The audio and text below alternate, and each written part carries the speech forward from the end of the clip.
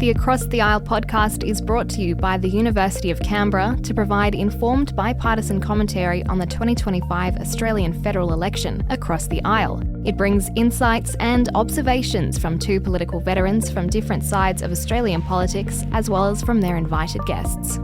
David Feeney and University of Canberra adjunct Professor Scott Ryan both got involved in politics at university for the Labor Party and Liberal Party respectively. Scott went on to work for the Institute for Public Affairs and pharmaceutical company GlaxoSmithKline and was elected to the Australian Senate in 2007. He held various positions in the Abbott and Turnbull ministries and was president of the Senate for 4 years until in 2021 he was appointed Australia's High Commissioner to Canada. In 2024, Scott and his family returned to Australia and settled in Canberra. David Feeney has held multiple positions in the ALP, including as a campaign director, and was elected to the Australian Senate in 2007. He served as Parliamentary Secretary for Defence in the Gillard and Second Rudd ministries. In 2013, David moved to the House of Representatives, winning the Victorian seat of Batman. He left politics in 2018 when found to be a dual citizen by the High Court. Since then, David has worked in the defence and strategic policy sector based in Melbourne, where he lives with his family. Now let's join David and Scott's conversation across the aisle. Well, welcome everyone to the fourth episode of Across the Aisle and kicking off the final week of election 2025. We are closing in on the finishing line. It does feel like it's gone on a while, this one, with the slightly delayed start, but also the inevitability of it since November last year, of it being in April or May sometime this year. Well, I do remember the 2016 election, which I think Turnbull organised for being 120 days of winter, or at least that's how it felt. Yes, I do remember that one. That was like 1984, an 8-week campaign, and it takes 30 years for people to forget there's a reason we don't do 8-week campaigns. Yes, particularly in winter, I might say, in Melbourne. But this one has felt like a long election campaign, I think, because there was just such a long-standing sense of when it was going to be. Yeah. You know, Albo always said he was going to run full term. As did you, David. You always said he was going to run to the May date, despite all the speculation about running earlier. I did. It's based on the philosophy that governments call elections when they think they can win. Or when they have to. Or when they have to. And there was no sense before May of this year that either of those things were going to come to pass. So, yeah, I think this does feel like a long election campaign because we've all seen it coming for quite some time. Well, we've had a couple of debates, since we last spoke. We had the 9 debate, which had 2 million viewers. And then we had the 7 debate on Sunday night, for which we don't yet have viewership. What I thought was interesting was looking at the viewer numbers. Obviously, the Sky one on the 8th of April was only at 400,000 people. For obvious reasons, it's on a limited platform. The ABC got 1.7 million people, and Channel 9, when theirs, got 2.1 million people. So presumably a Sunday night would be roughly in that. So in that sphere, it does appear that there is some degree of public interest in this record number of debates we've had between leaders, on top of a Treasury debate, a health ministers and shadow ministers debate, and a number of others that have happened over the last week. Do you think they have an impact, David? Well, there's been a lot of debates. I think you and I have commented on this already, but the two leaders have really signed up for every contest going. While each debate is individually smaller than the debates of yesteryear, they are cumulatively a big audience. So, yeah, I think debates still matter. I mean, anyone who thinks these debates don't matter just needs to have a bit of a sit down with Joe Biden, and he'll try and recall how debates can be extremely consequential. So if you stuff them up, they can be catastrophic. But I guess in these debates, what people have been looking for is, to the extent that the various formats have allowed, has been for the two leaders to clash, to show their authentic selves, and for us to see their passion and what are the big policy priorities for them both. Yeah, and where, like you said, in the restrictions that the format allows, often they're just responding to questions from the media or from the audience rather than pitching their own, apart from the short statements they make. I thought the 7 debate on the Sunday night we just saw, I thought we saw a different side of Peter Dutton there. He was more passionate. And I think there's a few occasions where he sort of surprised Anthony Albanese with being so passionate, particularly on attacking him on his record, which I don't think Peter had been quite as pointed at doing in the previous debates. I think there was a sense that Peter had done well the week before. A number of commentators gave him the week before. So I think there might have been two things at work. The first was his confidence in debating Albo might have been at a peak, and also an awareness that this was his last shot in the locker. This was his last opportunity to debate the Prime Minister before the polls came to a close. And so this was his last chance to sort of land a blow. And I think those two energies were at work. But let me get this off my chest. The formats drive me crazy. And I mean, this is very idiosyncratic perhaps, but they set it up like a game show, and where the music kind of rose to a crescendo. It's almost like The Weakest Link. I remember that TV show where there was a countdown of music at the end. Oh, yeah. And so as leaders were getting to the end of their answer and coming to the end of their time, the music was getting louder and louder and louder. And I found it distracting, annoying.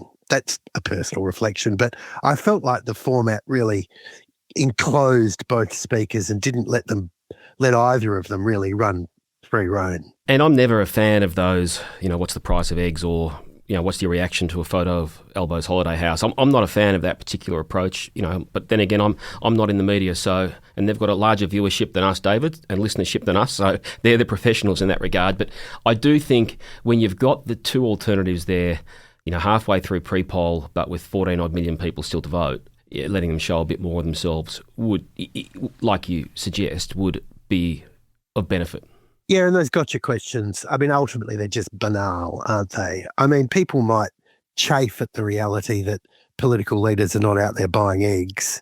Typically they're not. And you're right. And if they pretend they are, quite frankly, a lot of people would say, why is my Prime Minister doing the shopping? Can't we have someone do that so we can work the extra hour and a half a week? Yes. And I think there's that... What about that whole trade thing? Can't we get him to concentrate on that? And... so I don't know about you, David, but I'm sure you've done the same thing for a boss in years gone past. On the inside of their folder, there'd be the little sheet of paper with the current price of petrol, the price of a loaf of bread. And we saw in the last election how those gotcha questions can really mess you up. Albo was really attacked for missing a gotcha question on, was it the unemployment rate, or it might have been the cash rate, whatever it was. Yeah, but I do think there's a difference in the sense that, I think a lot of voters would expect the PM to know what interest rates are because, right, you might get to live in the lodge, but I've got to pay my mortgage, as opposed to expect them to do their own shopping. Yeah. They want an awareness of the cost pressures, but probably a higher degree of the macro stuff. But fair point. In the end, I think it was, I know that the audience voted for the Prime Minister, for Anthony Albanese, but I think Peter Dutton would be happy with the way he came out of that, partly because of that last opportunity that you mentioned, but also he did really get an opportunity through that to talk about his preferred conversation, which was the government's record and the credibility that led to its promises, which he hadn't quite had the same opportunity in previous debates, I didn't think. Well, Albo won the debate, according to that audience, by a significant margin, and it's a sign of how jaded I've become that I was quite surprised, actually, because I felt like they, to the extent that the format allowed, they'd fought each other to a standstill, I thought. And they were both pretty polished and I thought pretty equally matched.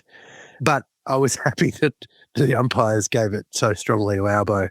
But I guess having fought each other to a standstill in the way that they did, neither side really took a layer off the other, I don't think. Yeah. So they come into the final week pretty much sort of status quo antebellum, that they launched themselves into the week in the same sort of shape that they arrived in. So that, given we had the start of voting last week, and I think as we've said before here, Matter of Third's not polling day, it's the last polling day, I think was a phrase you used earlier, David. Looking as of Saturday night, we had 2.4 million people having voted at pre-poll. And I saw that there's been 500,000 postal votes returned. So we're now looking at just under, assuming Sunday's figures are consistent, you're looking at over 3 million people having voted, and we would expect about 16.5 million votes of the 18 million person electoral roll with the historic turnout.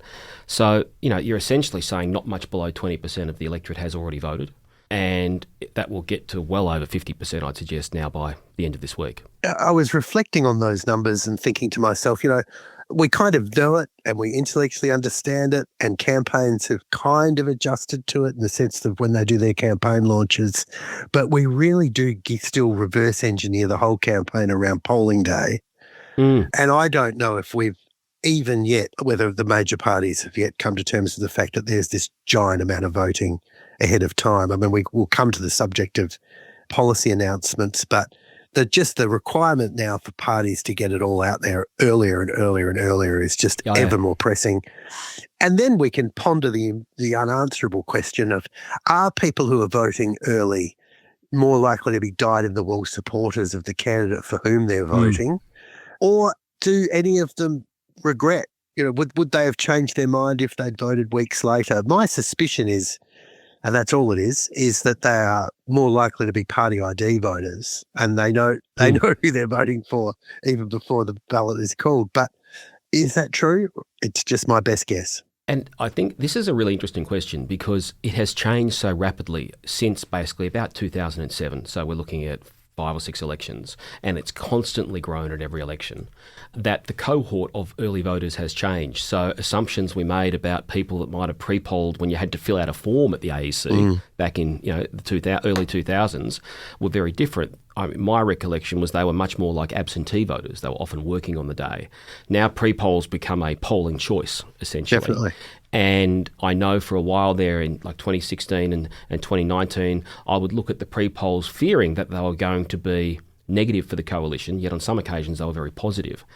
And so I think we're now at the point where it's probably stabilising at this half of the electorate. And we will be able to look at some research into what sort of voters are they. Are they party ID voters? Are they, I want to get it over and done with so I don't have to listen to these people anymore voters?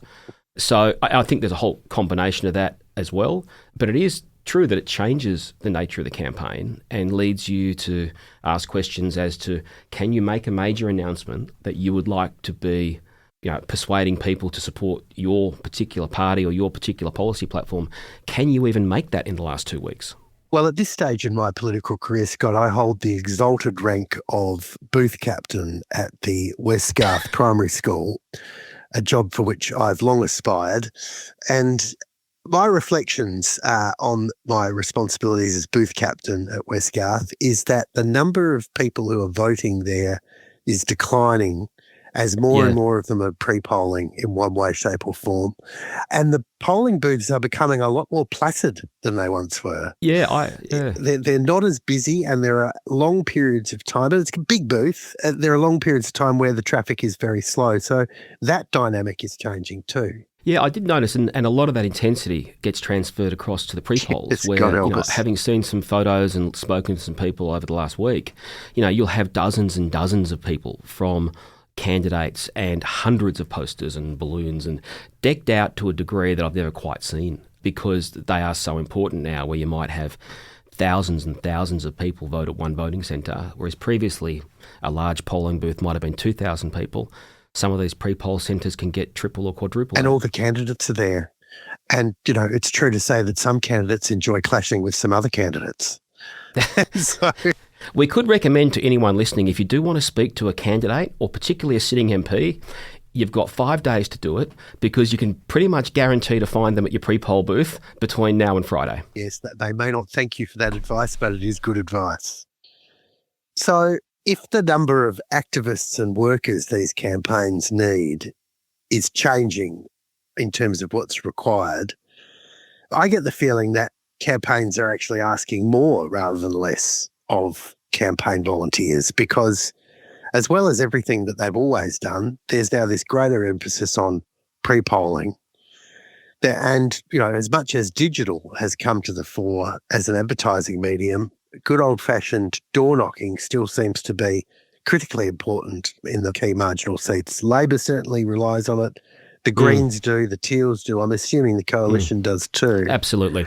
Parties are at a point in their history, it seems, where they need more volunteers, more people, more activists than ever before. And, it's one of the things that is interesting between single issue groups and political parties. With the decline in political parties, with all the internal compromises that political parties make on policy agendas, priorities and people, single issue groups tend to have been better at garnering volunteers.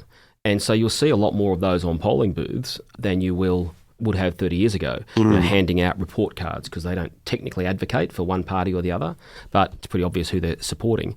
And that is, I think, a challenge, particularly a challenge for the coalition. We would often say we don't have the union base, we only have the membership base plus the supporters a candidate or an MP can bring.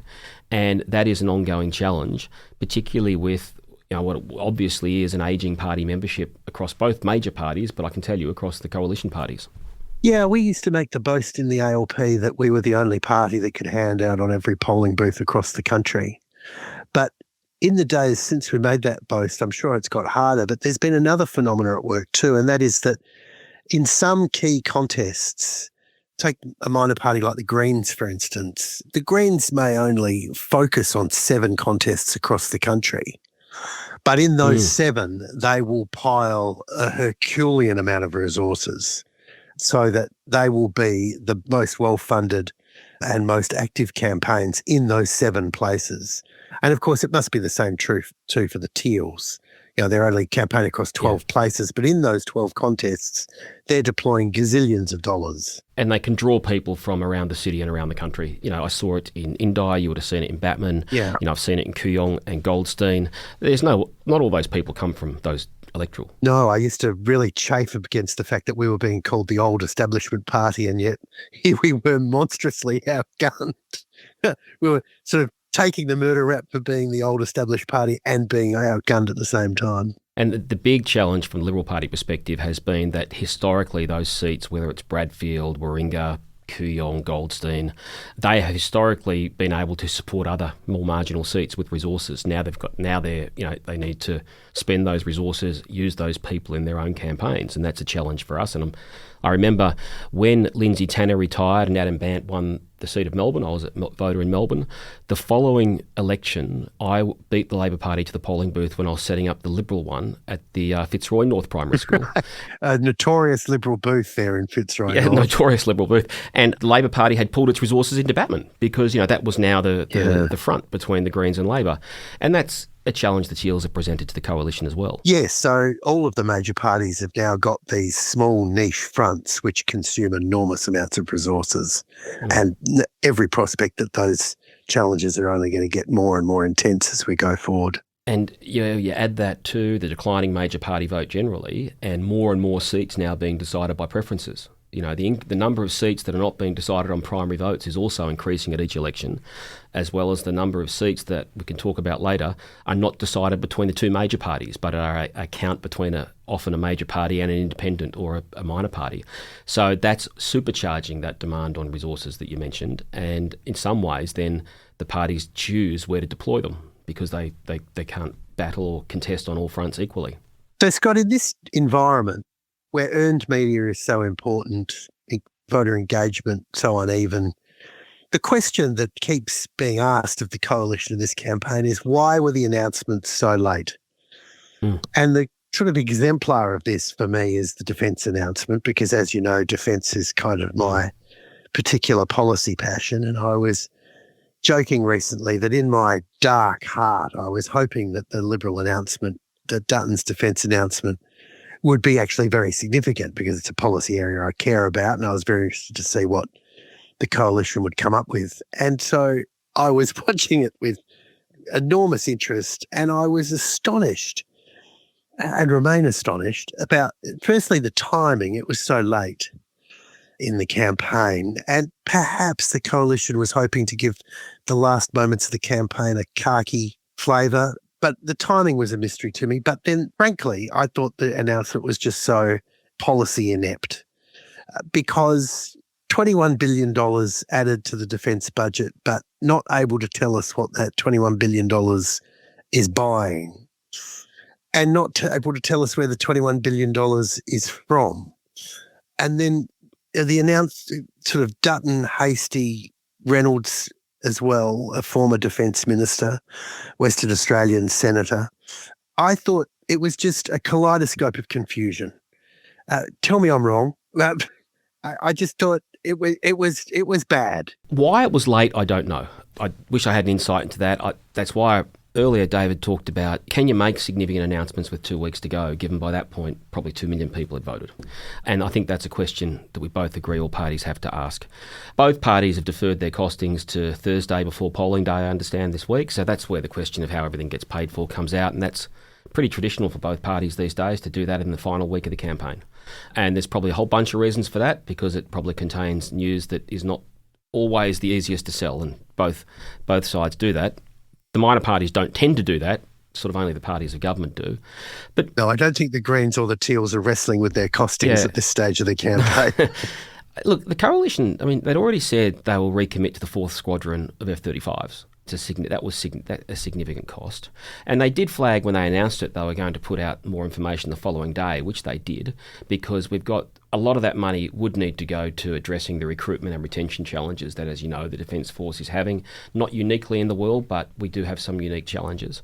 So, I mean, I think it achieved the objectives of the opposition, but it also does reflect that we move on from something so quickly. But this is why the announcement had to capture the imagination, didn't it? They had to...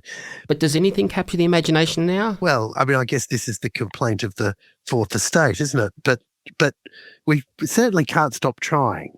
No, but when you've only got so few people reading the mainstream media and absorbing their politics through the mainstream media, I don't know if anything does capture the imagination in the same way. In fact, in a positive way. I mean, we all know of one particular world leader who tends to capture attention.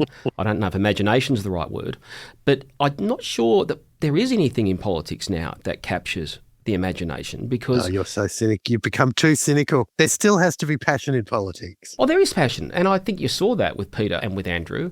You know, I was a bit surprised by the degree of media focus on Andrew Hastie's comments 7 years ago, once he came out and said, well, this is the policy now. I mean, does the media have to ask people to repudiate something they said years ago that wasn't inherently unreasonable, even if that's not the policy now?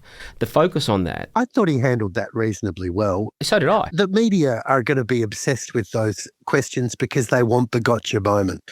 But you could see that train coming down the tunnel a mile off as you were preparing for that press conference. Agreed, particularly with the lead-up. But also, doesn't that take away then the opportunity for there to be that moment of imagination as you describe it? Because, you know, the media didn't want to cover the announcement as much as that particular, you know, inconsistency in words between 7 years ago and now. Yeah, well, I just feel like the announcement created a vacuum and Hastie got to fill it in a way that he may not have welcomed.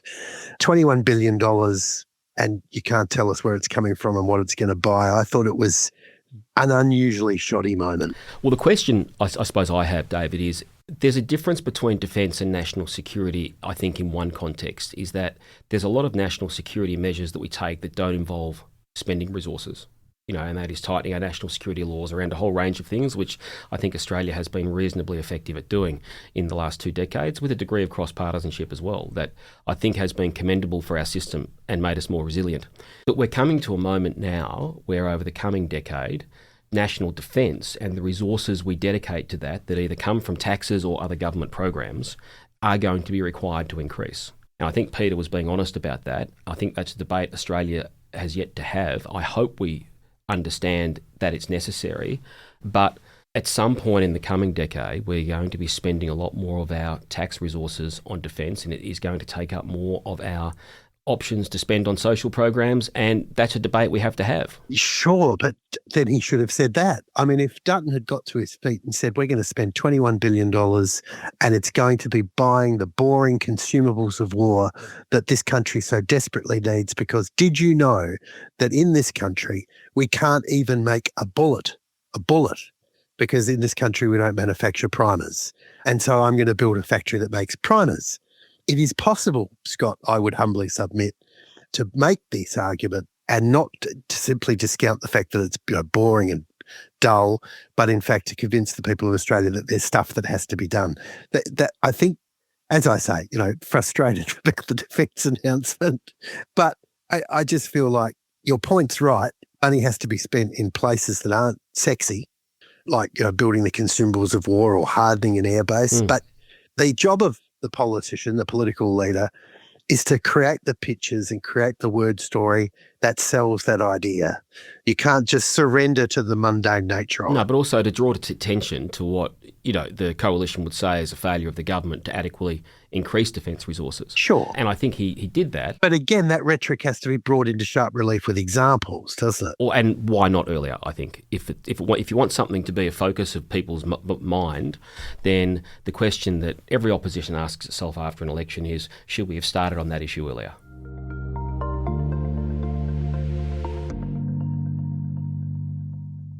Ever listen to a podcast and think, I could be the one reading this content? With a Master of Communication from the University of Canberra, you could be. Whether it's shaping media campaigns, writing scripts, or leading a communications strategy, this degree gives you the skills to make it happen.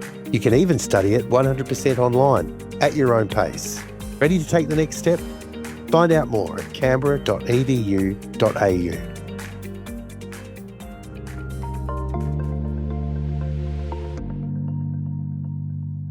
Well, welcome, Peter Lewis, and thanks for taking the time to join David and I on today's podcast.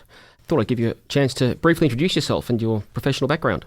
Oh, thanks, guys. So, Peter Lewis, I've run Essential Media for the last 25 years. We're a progressive strategic comms company. Before that, I was actually a journo on the Daily Telegraph, where I think I first met David many years ago, the industrial reporter when there still was one. Worked for a short time in politics, but have mainly worked around political campaigning since then. At the moment, obviously, we run the Guardian Essential Report, and we've also been doing some work for Labor around their focus groups for this upcoming election. That's great. Thanks for finding the time amongst what I imagine is a very busy period. Yeah, it's kind of that you guys have both been through campaigns, but when you get to that last sort of run in, it's like every night. Focus groups have actually changed a lot because they're all done virtually, a bit like this call over the net. It used to be going around like a really unsuccessful country music singer town to town, watching a very small group of people talk about not much at all. Now there is many more people watching it, and the discipline is just to sit there and listen, different part of the country every night coming through your Zoom screen. So it's been fascinating, to be honest with you. And, you know, you end up in these processes, I think, becoming less cynical about people, not more. And it's not about trying to sort of poke them to come to your side of an argument. It's actually trying to understand what's going on for them. And I think that's where this election's been really interesting. So what has leapt out in this campaign from all those groups and that research that you didn't expect? So I'm not going to talk much about the groups. I'll talk about the polling just because, Sure, out of respect for the party, we're doing work for them.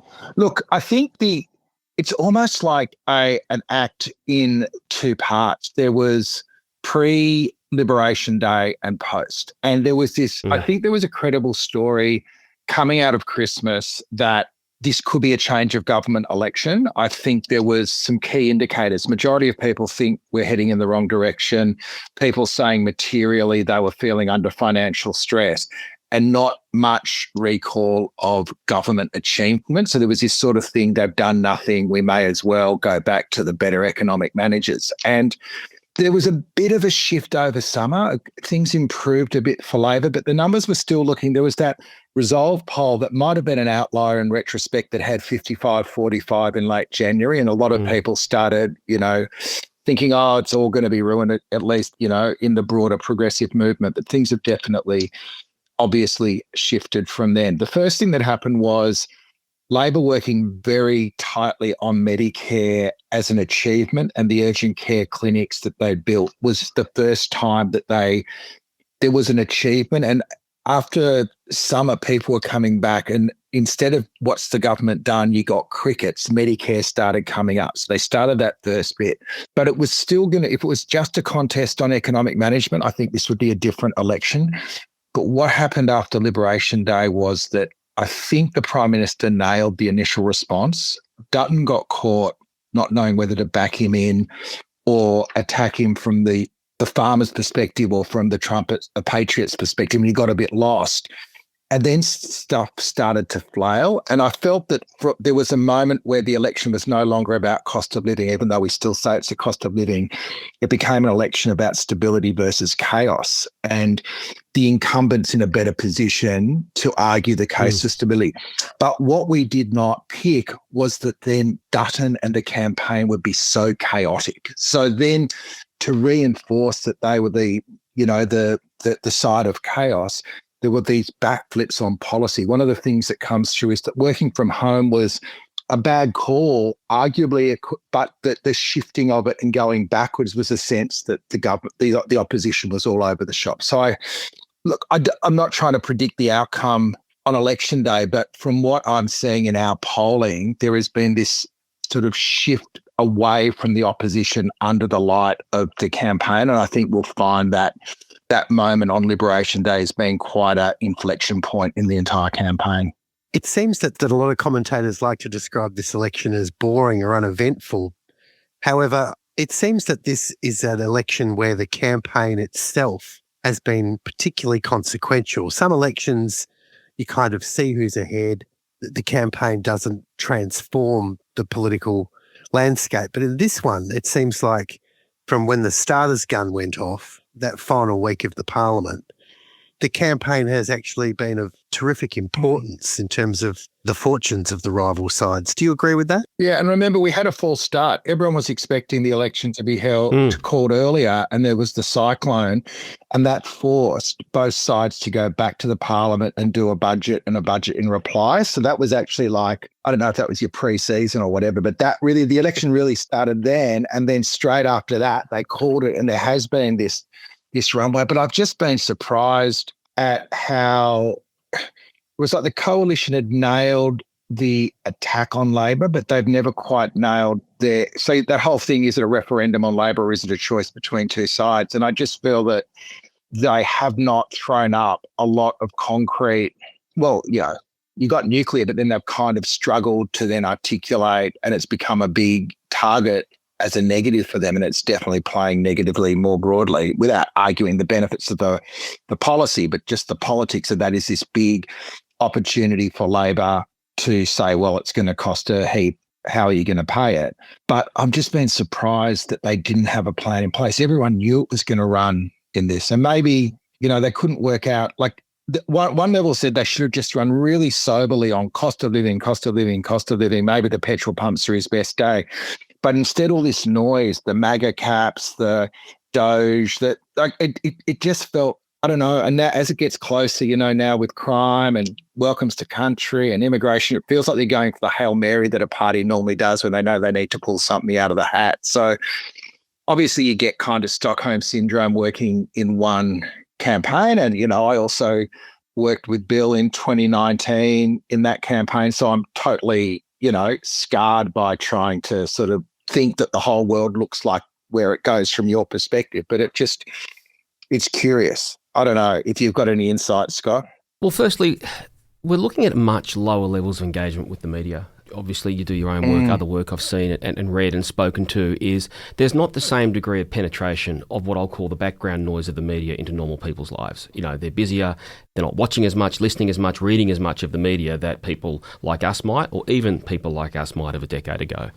So I've always thought election campaigns are challenging for an opposition because as soon as it starts, it moves from the government I have versus the government I wish I had to the two options I can choose from. And most oppositions have found that transition a little bit challenging the first couple of weeks of a campaign. If you go back, Albo did not have a good start to the 2022 campaign. And when you make a decision that doesn't work or is costing you, as the work from home policy was, it might be messy to change it, but that's the less worst option you've got, which is to stick with it. And I've seen too many policies that are unpopular be stuck with and eventually cost you. So I don't think that we can read the media in the same way we might have a decade ago and think that's the experience people are having a campaign because of the sheer drop in the number of people consuming the traditional media. And, I'm asked talking to my friends in different parts of Australia, we're all seeing completely different advertising. I mean, we don't even share the same ads anymore. I thought it was a bit odd that living in Canberra, I got an ad for Wills the other day on my iPad, but it probably still had me recorded as living in Carlton North, which had just been redistributed. So there's so much less common ground. And so when the media this morning is all wound up about comments about the media or the comments in the debate last night about the welcome to country, I don't think that necessarily reflects what people are taking away. That's almost background noise for political junkies in some ways. Yeah. But it does take away from the opportunity of the opposition. In an uncertain world, I think, the opposition has, because of what Donald Trump's been doing, the threshold for change becomes higher. I think, international crises or challenges have always tended to benefit incumbents. Yeah, absolutely. And I think one of the things, and you're totally right, a lot of people are just getting news from feeds, which are totally full of Trump at the moment because he is the algorithm's wet dream, right? There's a whole bunch of different platforms that then take a bit of content and turn it into something else. So everyone's looking at politics out of the corner of their eye. They're not looking at specific policies, but it's just the impression they get when they've got to do their duty and come to vote. And that's where my inkling is that the stability v chaos is the way they're thinking about it. Whereas, back to my initial point at the start of the campaign, I think they were thinking about something different. And it's been something thrust upon us. It reminds me a little bit of the impact of 9/11 back on the campaign in 2001, where some big global event just changes everything up so substantially. So just to go to the polling you do, I think we're seeing a lot of the polls converge, I think, over the last few days, last week, coming to, at this point, reflecting when they were taken in the last few days over the weekend, a result that's not dissimilar from the last election. Now, without asking you to predict, is that what you're seeing? Because I assume that all people who do polling research like to check up the competition. Yeah, our last poll we're expecting back tomorrow, Arvo, will be up on The Guardian on Wednesday. The thing we do differently is we leave the don't knows in there. So I think at the moment it would track at about the same at 52.5 to 47.5, but we leave, there's still 4 or 5% who say they don't know. One of the insights we made after 2019 was where there was a high number of don't knows in the lead up and all the pollsters were taking them out, that we were effectively disenfranchising the disengaged, and you've got to leave them in there because they're the people that break late. So, has it been a tightening? Yeah, Albo's gone from double-digit disapproval for his performance back to pretty much line ball. Dutton hasn't improved as much, so that's a data point. But I've still got other data points, like people still think the country's on the wrong track. So I've got this saying as my last sort of prediction every election going back quite a few, that, have a bottle of champagne on ice, but have a bottle of scotch in the background just in case, which came in very handy in 2019. So I don't think anything's ever over. I just think that, when you get to the end of a campaign and you look back in the rearview mirror and it's really clear what happens. I've spent a lot of time watching groups going, so if I'm missing all this and this is the precursor to a historic first-term win from opposition for the coalition, what am I missing here? And I just can't see it. Now, I could be, the mug, like I have been in the past, but the numbers, the quant, the qual just makes me feel like there's neither the anger, there is kind of there is a, I wouldn't even call it this, there is a sense of what can government do? I think the other thing that I'll just throw in there is, I think post-COVID, where we saw government do so much and then Trump does so much with government, there's a sense of, so incremental government is a harder sell when you see government really doing big stuff, and then so why can't they do it now if there's a problem? And there's a lack of understanding about the limitations of government, the perceptions of government. I just think at the moment it doesn't feel like people are ready to change path. And I think that idea of even, it's been 3 years, give us another 3 to prove it, I think that there is a bit of acid then on Labor to prove it if they do get another crack at it, whether that's majority or a slim minority. Peter, going into this election, I had this theory that the Teals had been motored into office by antipathy towards Scott Morrison, angst about the treatment of women in Parliament and elsewhere, and a sense of inaction by Conservative governments around climate change. And then in the absence of all three of those motors, there was a chance in this election the Teals were going to decline, perhaps sharply decline. But reflecting on the last few weeks, it seems, in fact, that the Teal insurgency has remained strong and perhaps even strengthened in places. And as Scott and I have commented on before, the Teal insurgency gets plenty of favourable media.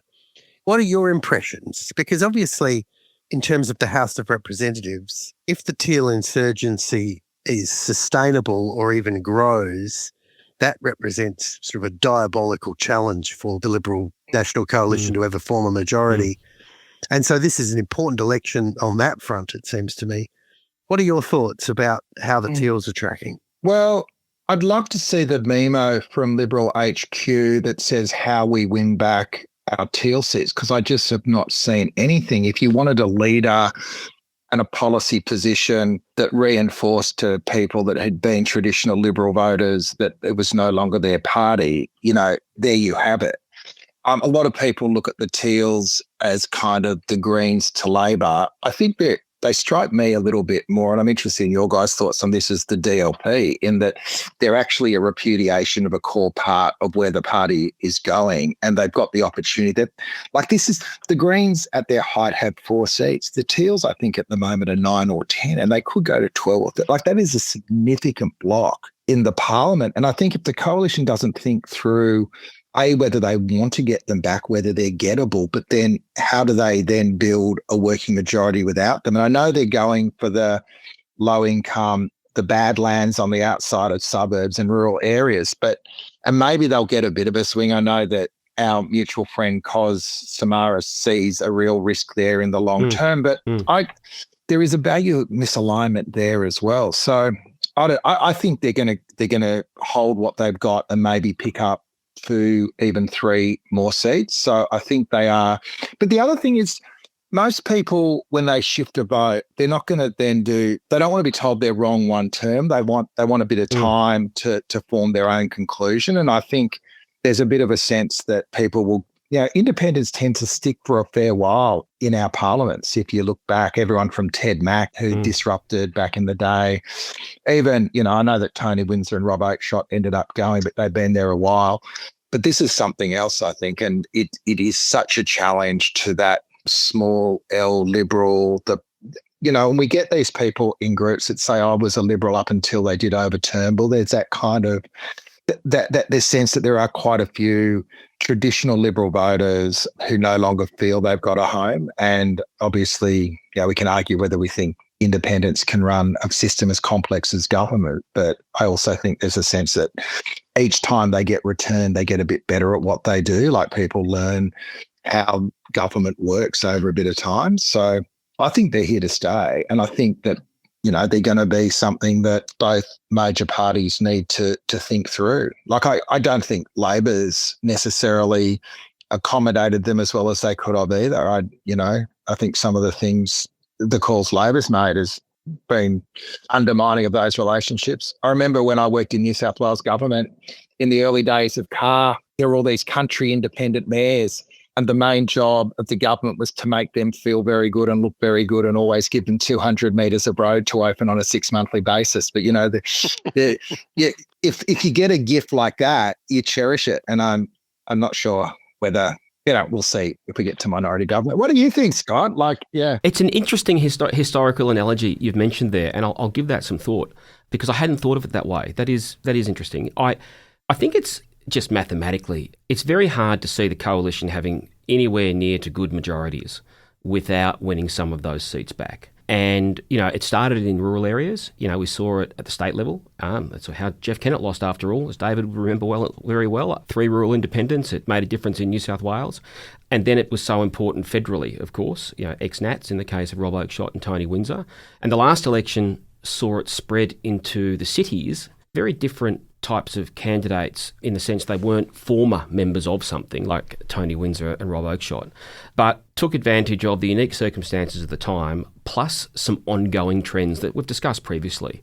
The importance of education as a predictor of voting for the right of politics, massive declines, the gender gap, and particularly in some of these electorates, densification, in Kooyong, for example, around universities. But I do think we've also got to look back and think an extraordinary amount of money. I mean, the resources poured into those Teal seats was American and super PAC style in terms of the amount of money.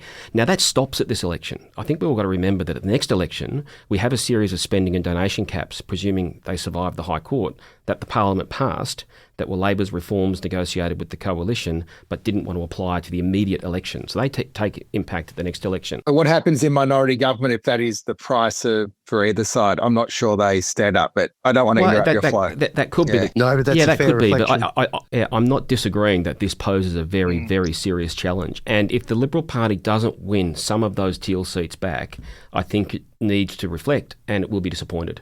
Now, in Melbourne, I know, just from speaking to my friends down there, no one would predict the outcome of either seat at the moment in Kooyong and Goldstein. They are very, very highly fought, lots of people on the ground at pre-poll, lots of early voters, enormous amounts of money being spent. But I do think the Liberal Party would want to not lose any more, and Bradfield's a contest, but at the same time take a couple of them back and push a few of the others to very close margins. Because you're right, Peter, independents, when they get settled, are historically very hard to dislodge. What will be interesting at this election, I think, is whether the same thing is happening to the Labor Party and whether Fowler was a harbinger in the same way that, Tony Windsor and Rob Oakeshott were in some ways for the coalition.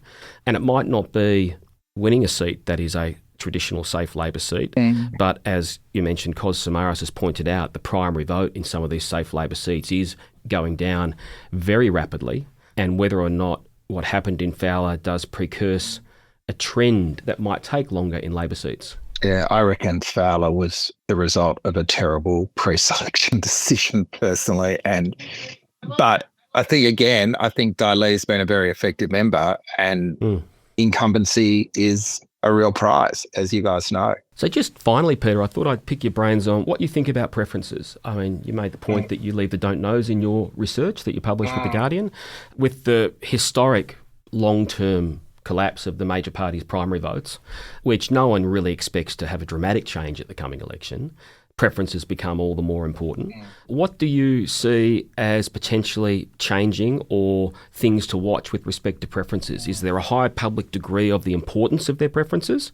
Because that's essentially what's going to decide government. The thing I'm most interested about is how closely people follow tickets and how much leakage there is. Because if you think about it, people that have decided they are independently minded and don't want to follow one of the two major parties will, by inclination, then be independently minded and not so necessarily follow the preference allocations as well. And I know there is increasing leakage on those preferences. I think Greens tend to flow to Labor, but there are still some Green votes that flow the other way, and likewise One Nation flows. They're much more disciplined than the others, though. The Greens' preferences are by far the most disciplined in flowing to Labor. I've scrutineered the Greens to within an inch of their lives, and where Greens preference independents ahead of Labor candidates, about 80% of Green voters go directly to Labor anyway. So I think, to Peter's point, if someone's voting Green, they've kind of made a decision about where they are on the spectrum, political spectrum, and where they are placing themselves in the contest, and they will preference Labor deliberatively, irrespective of the machinations of the how to vote card. No, I think you're right. In fact, I was giving away my own mindset then, because as a Liberal, we always think of where the Greens' preferences end up, not where they go on the way through. So you're quite right. I'm in entire agreement with you. I feel like the Liberal Party are confronted with a two-front war, and this is a two-front war the Labor Party, in its own way, has been fighting for more than 15 years.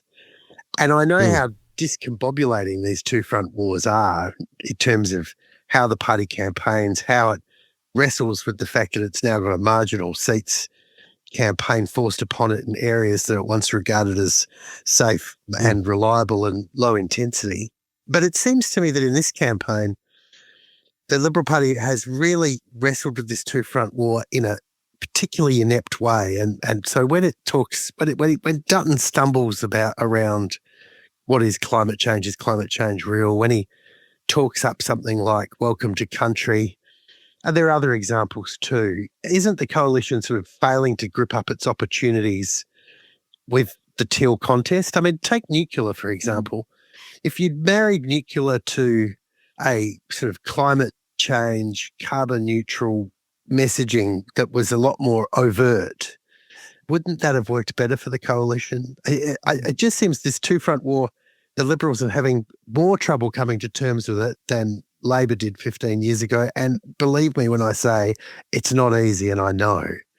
But I feel like the Libs have come out of it more poorly. I think we're at a different stage of it. And I think you were dealing with, in particular, the two-front war on the left. Sure. With the Greens. And it's a party, so that perhaps makes a difference. And the Liberal Party started off 20 years ago. I remember being at the Queensland election in 1997, where One Nation got, I think more than a dozen seats. And I saw that, particularly in an optional preferential environment. And this is a different one for the Liberal Party, the Teals. With respect, I think Ted O'Brien made it very clear that, the nuclear strategy is partly about meeting that zero emissions target, but also having the counterbalancing aim of more reliable, dispatchable power. And when it comes to things like the welcome to country, I mean, Peter was asked that on the Channel 7 debate on Sunday night. I mean, he can either answer it or not answer it. The media's focused on it, I think, to a disproportionate degree. And I don't think anyone follows the words he used in the Channel 9 debate, where he then said something to reinforce his views on climate change the next day. People who follow politics will follow it. But to go to Peter's point about the large number of voters that haven't made their mind up, I don't think people follow politics to the degree we do. And I make one point there, though, Scott. I reckon the Libs, basically the Teals, cut off their left wing, and now they've been circling. They haven't tried to grow it back. Instead, they've just been flapping their right wing.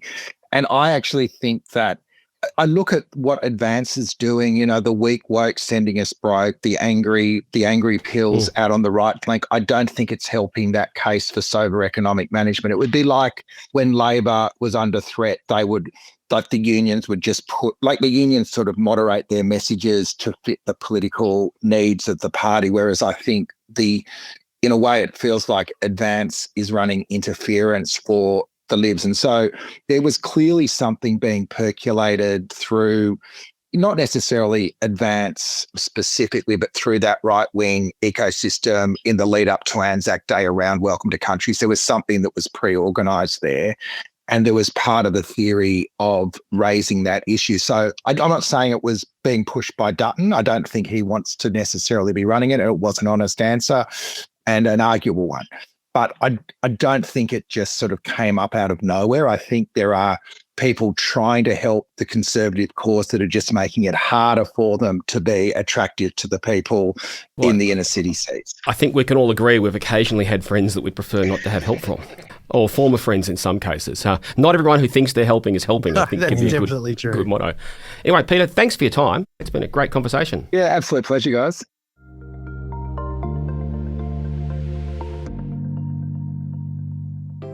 If you're as invested in politics as we are on Across the Aisle, consider studying a degree in politics and international relations from the University of Canberra and learn in the heart of Australia's government. Fuel your passion for politics, connect with decision makers, and gain the insights that shape real-world policy. Find out more at canberra.edu.au.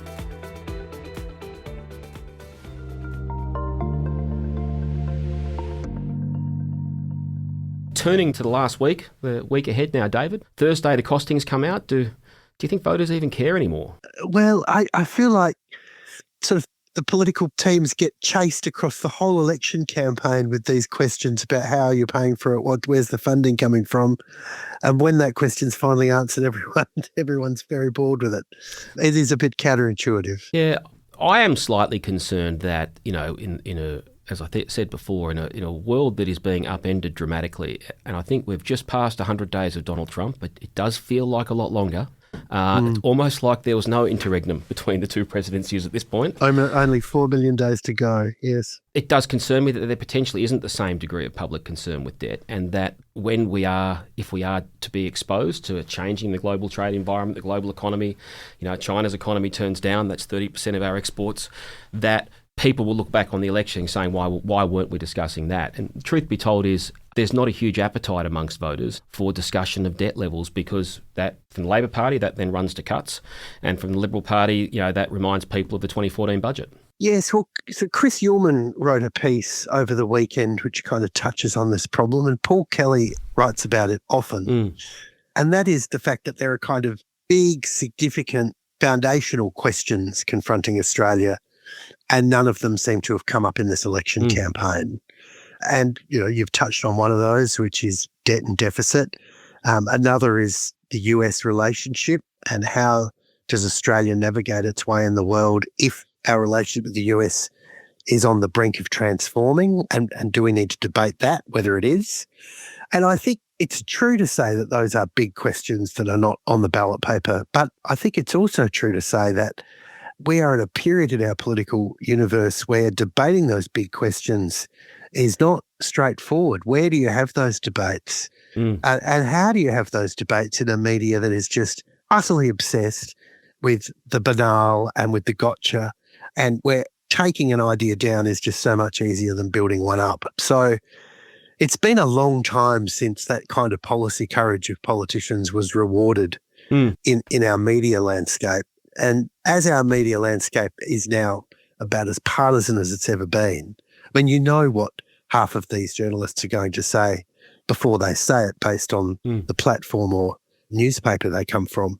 And that's an unhappy development. And supercharged by the fact that people then choose their media outlet in many ways that reinforces an existing worldview. Totally. And don't often hear a contrary view. Yes, precisely. So I guess we can angst about the fact that those big questions aren't dominating the debates, dominating the policy conversations.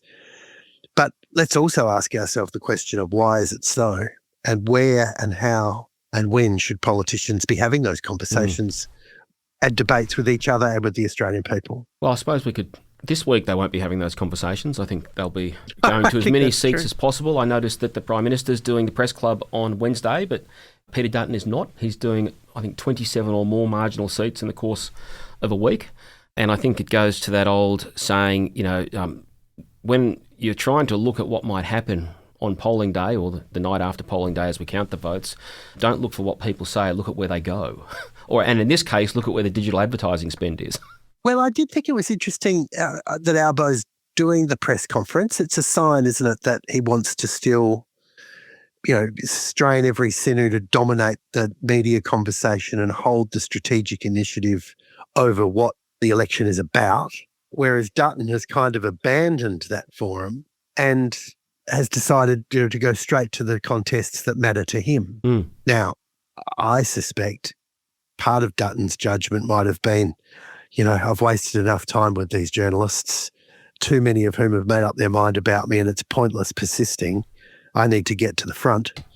But I don't know. He used that turn of phrase, the hate media, in the debate, and that's got a bit of attention from journalists who don't like being described as hate media. Yeah, I saw the comment he made and, he referred to, I think, The Guardian, the ABC, and then flippantly sort of another hate media. I must say the degree of coverage of it on Monday morning seems to be out of all proportion to that particular comment. But I think you're right on that point, and it's not uncommon all around the world now, particularly amongst centre-right parties, both, the ones we're familiar with and the ones we're not, to simply say, we're going to go direct to voters, whether that be through digital media or face-to-face or campaign rallies in some countries, because there's a perception, I think, both of where the media's sensibilities lie, but also that it just doesn't define a campaign the way it used to. I mean, when John Howard was running against Kim Beazley, it wouldn't have been an option to not define your last week by what were, as press secretaries used to say, well, what are the pictures on the 6 p.m. news? Yeah, and I recall when Trump first started to refer to his own media landscape as fake news and sort of the great American media behemoths recoiled in shock and horror, and only discovered some little time later that his phraseology was utterly plausible for many American people because they had already reached the conclusion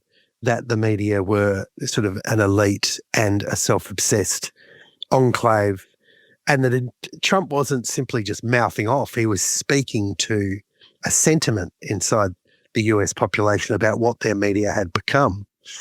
The last people to work out how the media has lost the confidence of the population is the media. And that's true in Australia too, of course. So I don't know if politicians get into as much trouble attacking the biases of the media as the media think they do. Well, with the last long hours of the campaign coming up, and I imagine there'll be a few of those very late nights and early morning starts for leaders and campaign teams.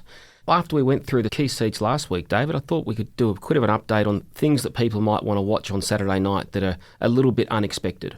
And we've always talked about the macro, but this, of course, is an election where there are just so many contests where the tiniest movements can swing them, and contests which are not Labor versus Liberal or National versus Labor, but those other fronts that we've talked about with Greens and Teals and others. And so many of them are so close that even the party's internal polling will have it within the margin of error. There'll be a handful of points. Yeah. And going to Peter Lewis's comment, those late deciding voters and that the size of that cohort matters. They clearly broke against Bill Shorten in 2019. 2016, a lot of them broke for Bill Shorten against Malcolm Turnbull then, but not quite enough. So just going around, I've always thought, what are the surprising results? There's always a couple of surprises, like there was with Tony Windsor and Rob Oakeshott, or with Dai Lee and Fowler last time. Now, I know that in New South Wales, the seat of Bradfield is having enormous resources poured into it, and my friends up there say it's a very tight contest, which is the one seat that Paul Fletcher retired from, but is the one seat where the Teals are really pouring enormous resources and seem to be challenging the strongest, and that the coalition, as it was last time, although it was only a few hundred votes in it, are still hopefully optimistic about the seat of Gilmore on the South Coast with the former New South Wales Minister Andrew Constance.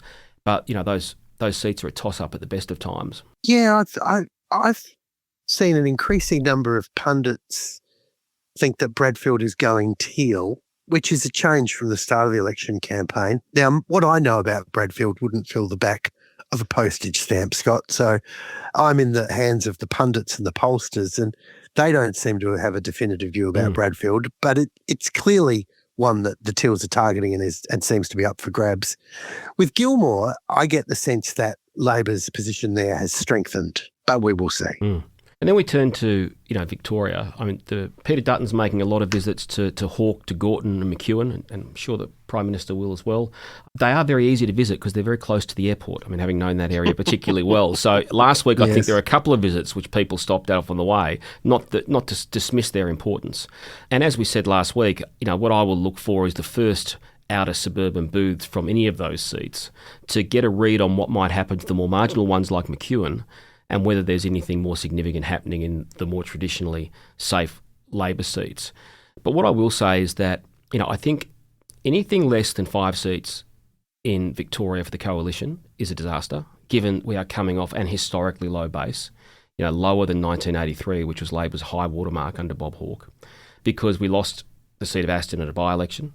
And anything less than 3 seats in Victoria would be a pretty poor result, given the position of the state government, that Labor has suffered some, for lack of a better way of putting it, brand damage with that, and that we're just coming off such a low base that to get into a position to be a minority government this time or majority government this time or in the future, there's no real path to that without improving the Liberal Party's position in Melbourne.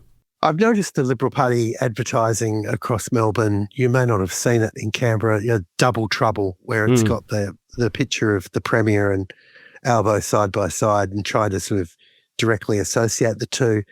And I'm, reminded a little of the Guilty Party ads of Legend in the 90s. I'm not sure that the feelings about the Allen government are quite at the fever pitch that a lot of commentators imagine them to be. And I'm not sure that their association is as obvious for a lot of voters as the Liberal campaign and creative team would like it to be. One of the things that has been suggested to me is that in this federal election we might see a phenomena similar to what we saw in the last Victorian state election, which is significant swings against the Labor Party in places where the Labor Party has significant margins, and that the Labor vote gets stickier in places where there are smaller margins, so that although the Labor Party's vote declines, that doesn't translate into seats. Now, that builds up the damn wall, if you like. It might mean that seats like Hawke are held by Labor but become ever more marginal. But I think there's a real risk for the Coalition in this campaign that they're just not going to see the sort of dramatic strategic break in a seat like Hawke or a seat like Gorton that they felt like they needed and like they felt like was achievable in January. That might be true, and I think there's a real point to that, David. I think I could see that happening, and the fact that Anthony Albanese was in Chisholm in the last few days shows that that's still very much a fight, even with the redistribution. But for the Liberal Party, it also needs to learn the lesson that these aren't going to be one seat, one election swings, that if you want to get traction in these seats where you've not traditionally had a strong presence, it might take more than one election. So a significant swing that didn't deliver a seat in itself can be significant if the Liberal Party then uses the next few years to build upon that. And that's one thing that we have had trouble doing because we traditionally have not resourced these seats and we've turned up at election time. I used to be the patron senator, or you'd call it a duty senator, for most of northern and western Melbourne, and that's what people would say. And it was very hard to get attention on policy priorities for them between elections. So if they do get good swings, the opportunity for the Liberal Party there, well, you might not have won it this time, but a bit like what happened in Sydney in the 80s and 90s, you have to draw your attention to them on a longer term basis. Well, and depending on what happens with the Teals, the Liberal Party might be searching for new fields and of human endeavour in which to invest.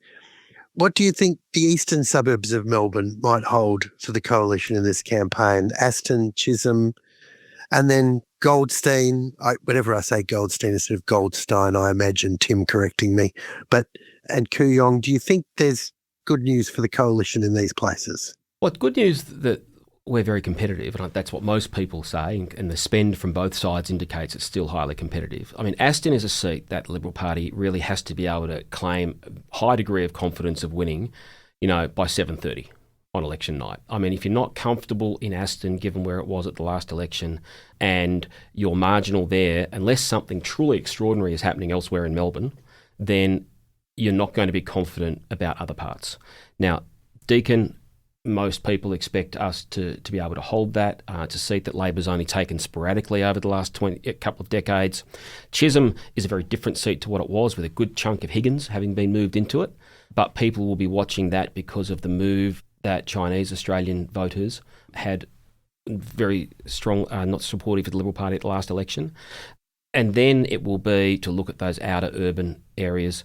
Less so Dunkley and Bruce, which are more suburban, but I know there is some attention being put on those seats where Labor did suffer big swings at the state election but held the seats. And then the outer suburbs, particularly around the north and west, Fraser, Gorton, Hawke. I think there's multiple elections going on in Melbourne reflecting the diversity of the city, which Sydney had years ago anyway, but Melbourne sort of caught up with. You have the inner urban areas, Goldstein, Kooyong. You have the middle suburbs and the outer suburbs. And it could very easily see them all going in different directions. I know that the campaigners in Kooyong and Goldstein are hopeful, but I don't think anyone on either side would say in the bag. And of course, that's true for Labor in Wills, where there's a red-hot contest between the sitting MP, Peter Khalil, and the Green challenger, and in McNamara, which is, I guess, a three-horse contest. And Labor's hoping that the incumbent, Josh Birds, can win, but that will depend entirely on the Green primary vote and how the Liberals are going. Yeah, and just quickly moving around the country, we've got Leichhardt, which is interesting because the only time Warren Entsch has not run in the last couple of decades, we lost the seat to Labor and he came back and won it back and he's now retiring, and Peter Dutton was there last week. And then you have, I'll look to Griffith as I'll look to Wills to look at the Labor strength through the Greens vote to see whether that's, winnable for Labor and like Wills, can Labor hold it? And then you've got, the other seats that the Liberal Party lost to the Greens in Brisbane and Ryan, which we spoke about last week. In Tasmania, it's, I think, looking for those rural booths out of Franklin that will come in very, very early because they're quite small, to see if Franklin is on the cards for the coalition. To get to a position of forming government, the coalition would be hopeful of Franklin, and every seat you don't win, you've got to make up somewhere else. Yeah, and I think I'm suspicious that there'll be very little change in Queensland, and that it might be that the Greens hold their seats and the coalition holds its. And of course, that means that there's every chance the Queensland LNP will be more than half of the federal parliamentary coalition. South Australia and Sturt seems to have all the pundits interested. We spoke about it last time. Its margin is tiny. More people have moved in and out of that electorate in the last 3 years than is the margin from the last election. So while you have the coalition trying to win Boothby back from Labor, Sturt is very much another Teal-type campaign with a lot of resources being poured into it. Yeah, it's broken a lot of Labor hearts over the years, but the South Australian LP does seem to be going from strength to strength, so perhaps this is the time. It's got the wind at its back. It does. And WA, another place where Labor is holding on to a swag of seats in a state that's traditionally been very good for the coalition. Coalition needs, you'd think, to pick up at least a couple here. Yeah, and look, Bullwinkle, the new seat, three-cornered contest, will be really interesting to see if that has an impact of increasing the net coalition vote with Libs and Nats in the field against Labor. And Tagny, which was traditionally a safer seat that was lost in the big swing last time against the Morrison government. Now, realistically, for the Liberal Party to get to a position of forming even a minority government, you've got to win Tagny back, even with the redistribution. And so the state election was not a great outcome. So people will be looking for the early signs out of some of those traditionally swinging booths in Bullwinkle to see, is Perth moving or is it staying with Labor? And do you think the Western Teal in Curtin is going to get re-elected? Well, my knowledge of those suburbs of Perth would similarly fit on a postage stamp. So I don't know. I know there's been, again, you look at the figures of the digital spend and a lot of money is being poured into this campaign. You can easily Google what campaigns are spending on targeted advertising at the moment. So it's clearly a contest, but I wouldn't make a prediction. But it goes to show, doesn't it, that on election night there's going to be a lot of moving parts, and our eyes need to be on a lot of different seats that will tell us different things about those states and those demographic groups. Yeah, different seats, different contests, very different swings, I think we'll see as we've started to see at elections. It's no longer a national election in the same way. It's turning into much more regional, city and urban and regional contests between multiple parties. And, you know, we'll see on the night, but we will hopefully get a result that's relatively clear. Yeah, that just what you'd expect us to say, both being from the major parties, but I certainly hope it's a majority government, which I guess brings me to an interesting point. There seems to be a growing level of enthusiasm in some media quarters for the possibility, perhaps the likelihood of a minority government. You can understand why the media might be wishing for it. It might perhaps portend a more interesting time to be a journalist, but is it better for the country? Well, maybe for a longer discussion next week, depending on the result, David. Look, I don't think minority government is great for the country. I think we get the benefits of minority government through our Senate. Now, no government can do what it wants because you have to negotiate with independents, crossbenchers. There's no prospect of any major party having a majority in the Senate at any point in the future with current voting patterns. It's only happened for 2.5 years out of the last 45. So I think we get the benefits of governments being forced to negotiate with others with their program through a Senate, but without them having to look over their shoulder and have people make demands of them just to merely be in office. But look, that's a larger debate, and it will be interesting to see what the public attitudes are, because some early polls in this campaign did have the public attitudes towards minority government, which were very hostile after the 2010 to 13 period, had softened, and the public opinion research showed that people were much more open to it. That in itself would be a big change in Australia, which we'll see whether it is going to be reflected in the polls on Saturday. And it does seem like the coalition didn't use the sort of Greens-Labor alliance negative line as much in this campaign as perhaps they could have and have previously. Well, to be honest, maybe I'm more attuned to it. I've noticed it a lot. But what I found interesting was that Monday's newspapers had the Prime Minister using a fear of minority government as pretty much his key message. But yeah, we'll talk about that next week. Thanks for joining us. Thanks very much for being with us. David and Scott are following the campaign over coming weeks and will return weekly with further informed analysis and opinion right up to Election Day on the 3rd of May. So save this podcast to your favourites and be sure to join Across the Aisle again next week, brought to you by the University of Canberra with production by the Faculty of Arts and Design.